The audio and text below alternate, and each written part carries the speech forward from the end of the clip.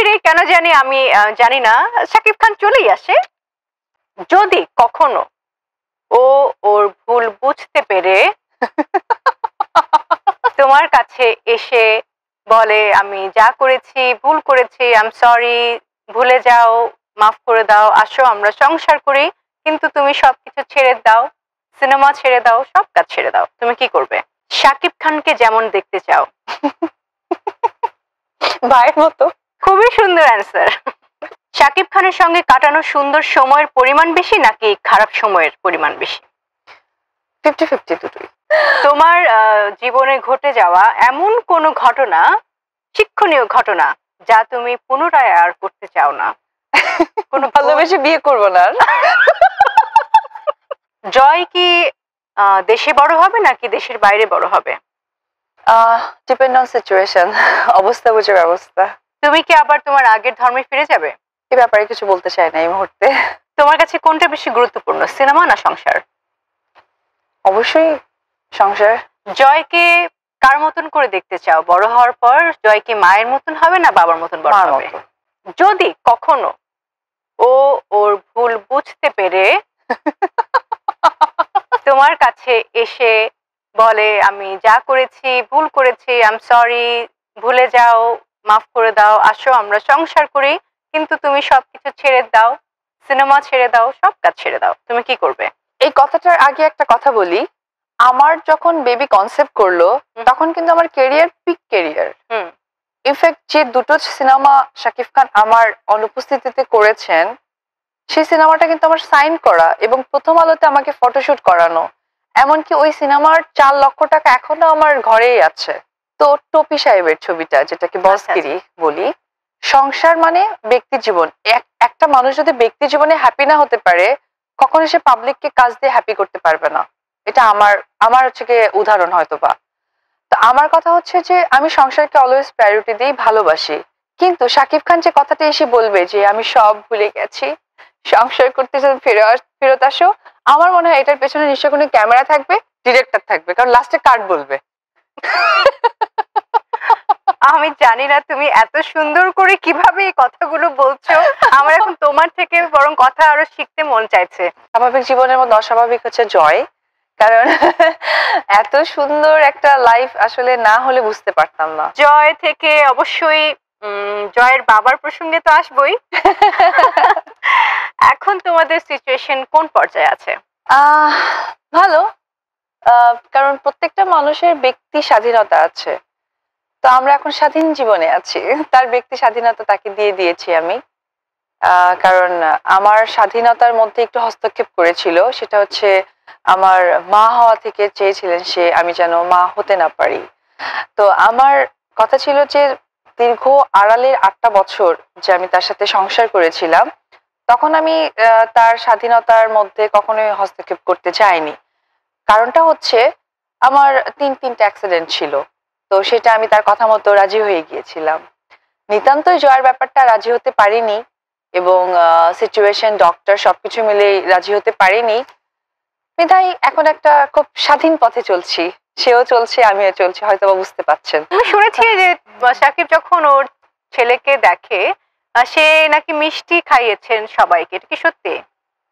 আমি দেখিনি, আমার জানা নেই। এখন কারা খাইয়েছেন বা কারা খেয়েছেন হয়তোবা তারাই বলতে পারে, আমি জানি না। আমি পাইনি।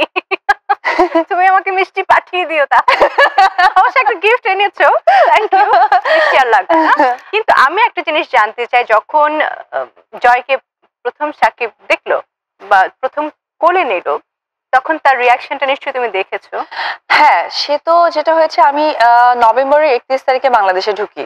আমি যখন তার বাসায় খবর পাঠালাম যে বাচ্চা আসছে, এখন আসছে না কেন, ইনফ্যাক্ট আমার শ্বশুর শাশুড়ি তাদেরকেও আমি খবর পাঠালাম, কেউই আমার বাচ্চাকে দেখতে আসছে না।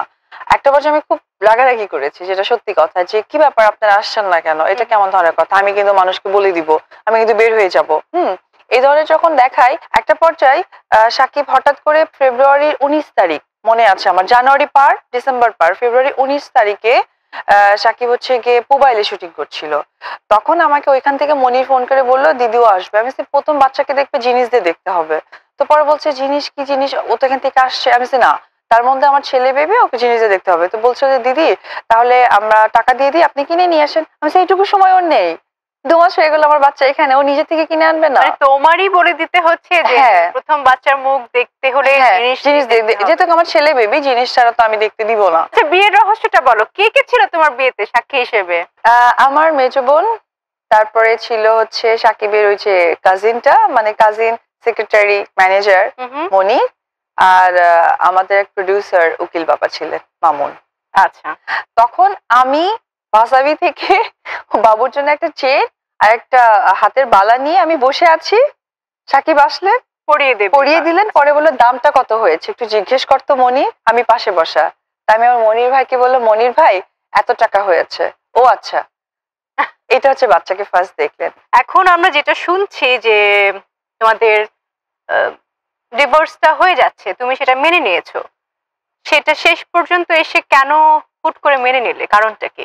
আপু, আমি বরাবরই চেয়েছি যে আমাদের প্রত্যেকটা মানুষই আমরা মানুষ, আমাদের ভিতরেও কিছু গোপনীয়তা থাকে বা ভালো মন্দ থাকে, সেটা কিন্তু চাইলেও বাবা মার সাথে ডিসকাস করা যায় না, বা বেডরুম থেকে কিন্তু ড্রয়িং রুম অব্দি আসাটা যায় না।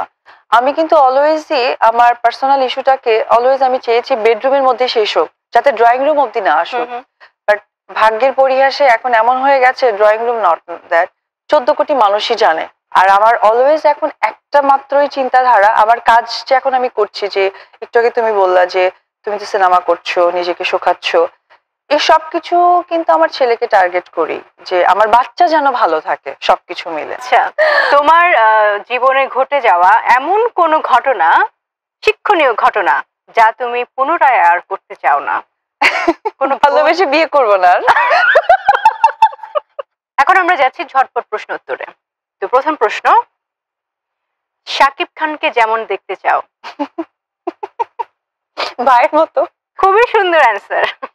শাকিব খানের সঙ্গে কাটানো সুন্দর সময়ের পরিমাণ বেশি নাকি খারাপ সময়ের পরিমাণ বেশি? 50-50 দুটোই। জয় কি দেশে বড় হবে নাকি দেশের বাইরে বড় হবে? ডিপেন্ড অন সিচুয়েশন, অবস্থা বুঝে ব্যবস্থা। তুমি কি আবার তোমার আগের ধর্মে ফিরে যাবে? এ ব্যাপারে কিছু বলতে চাই না এই মুহূর্তে। তোমার কাছে কোনটা বেশি গুরুত্বপূর্ণ, সিনেমা না সংসার?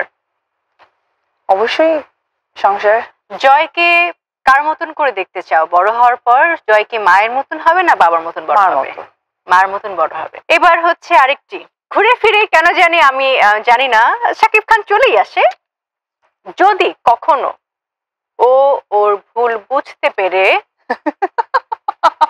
তোমার কাছে এসে বলে আমি যা করেছি ভুল করেছি, আই এম সরি, ভুলে যাও, মাফ করে দাও, আসো আমরা সংসার করি, কিন্তু তুমি সবকিছু ছেড়ে দাও, সিনেমা ছেড়ে দাও, সব কাজ ছেড়ে দাও, তুমি কি করবে? এই কথাটার আগে একটা কথা বলি, আমার যখন বেবি কনসেপ্ট করলো তখন কিন্তু আমার ক্যারিয়ার পিক ক্যারিয়ার। ইনফ্যাক্ট যে দুটো সিনেমা শাকিব খান আমার অনুপস্থিতিতে করেছেন, সেই সিনেমাটা কিন্তু আমার সাইন করা এবং প্রথম আলোতে আমাকে ফটোশুট করানো, এমনকি ওই সিনেমার 4 লক্ষ টাকা এখনো আমার ঘরেই আছে। তো টপি সাহেবের ছবিটা, যেটাকে বসগিরি বলি, সংসার মানে ব্যক্তি জীবন। একটা মানুষ যদি ব্যক্তি জীবনে হ্যাপি না হতে পারে, কখনো সে পাবলিককে কাজ দিয়ে হ্যাপি করতে পারবে না। এটা আমার হচ্ছে গিয়ে উদাহরণ হয়তো বা। তো আমার কথা হচ্ছে যে আমি সংসারকে অলওয়েজ প্রায়োরিটি দিই, ভালোবাসি, কিন্তু শাকিব খান যে কথাটা এসে বলবে যে আমি সব ভুলে গেছি, সংসার করতে ফেরত আসো, আমার মনে হয় এটার পেছনে নিশ্চয় কোনো ক্যামেরা থাকবে, ডিরেক্টর থাকবে, কারণ লাস্টে কাট বলবে। আমি জানি না তুমি এত সুন্দর করে কিভাবে এই কথাগুলো বলছো, আমার এখন তোমার থেকে বরং কথা আরো শিখতে মন চাইছে।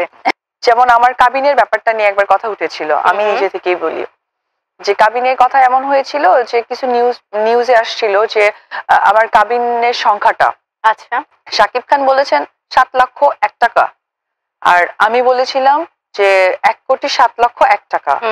শাকিব খানকে বলে দিই যে আমার বিয়ের কাবিন ফেরত দেওয়ার কোনো টেনশন নাই, কারণ আমি এটা তাকে মাফ করে দিলাম ক্যামেরার সামনে। আর একটা কথা, আমার বাচ্চার যে ভরণ পোষণের ব্যাপারটা, যেটা মাঝে মাঝে মায়া কান্না দিয়ে ওঠেন, বাচ্চার জন্য মন পুড়ে যায় তার, সে হচ্ছে স্কুল কলেজ অব্দি খরচ চালাবে বাচ্চার, এটাও আমার বাচ্চা যেহেতু একদম মানে কি বলবো, এখনো হচ্ছে গিয়ে 16 মাস তার বয়স, কথা বলতে শেখেনি, যেহেতু আমি তার গার্জিয়ান, তো ওর হয়ে আমি গার্জিয়ান হয়ে বলে দিলাম আমার বাচ্চার ভরণ পোষণে মাফ করে দিলাম তাকে, সে টোটালি ফ্রি। আপনারা শুনলেন এতক্ষণ অপু বিশ্বাসের কথা, সে অনেকটাই ছাড় দিয়ে দিয়েছেন আমাদের শাকিব খানকে। 100%। অপু বিশ্বাস, অনেক অনেক ধন্যবাদ লাভ ইলো এবং পূর্ণিমাতে সময় দেবার জন্য।